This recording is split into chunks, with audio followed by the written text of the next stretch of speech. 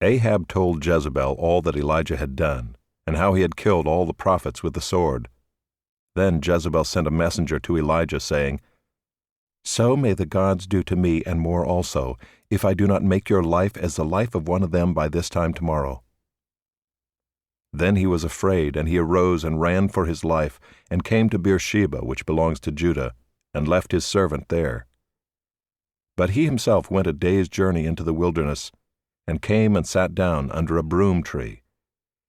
And he asked that he might die, saying, "It is enough, now, O Lord, take away my life, for I am no better than my fathers." And he lay down and slept under a broom tree. And behold, an angel touched him, and said to him, "Arise and eat."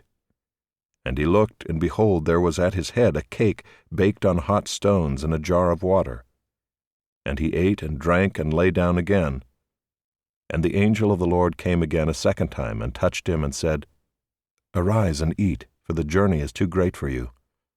And he arose and ate and drank, and went in the strength of that food 40 days and 40 nights to Horeb, the mount of God. There he came to a cave and lodged in it. And behold, the word of the Lord came to him, and he said to him, "What are you doing here, Elijah?"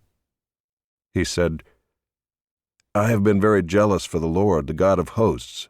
For the people of Israel have forsaken your covenant, thrown down your altars, and killed your prophets with the sword. And I, even I only, am left, and they seek my life to take it away." And he said, "Go out and stand on the mount before the Lord."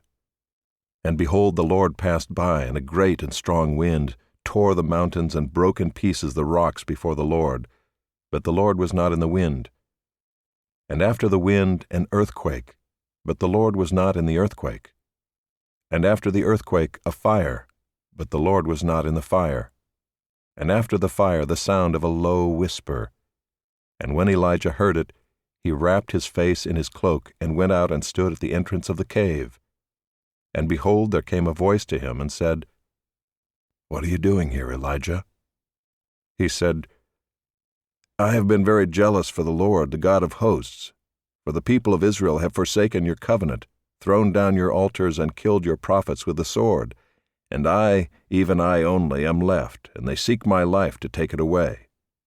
And the Lord said to him, "Go, return on your way to the wilderness of Damascus, and when you arrive, you shall anoint Hazael to be king over Syria.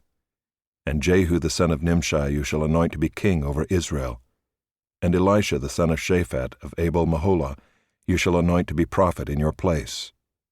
And the one who escapes from the sword of Hazael shall Jehu put to death, and the one who escapes from the sword of Jehu shall Elisha put to death.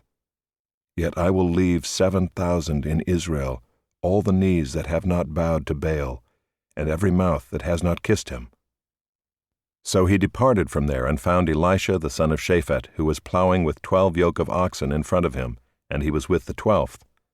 Elijah passed by him and cast his cloak upon him. And he left the oxen and ran after Elijah, and said, "Let me kiss my father and my mother, and then I will follow you." And he said to him, "Go back again, for what have I done to you?" And he returned from following him, and took the yoke of oxen, and sacrificed them, and boiled their flesh with the yokes of the oxen, and gave it to the people, and they ate. Then he arose and went after Elijah, and assisted him.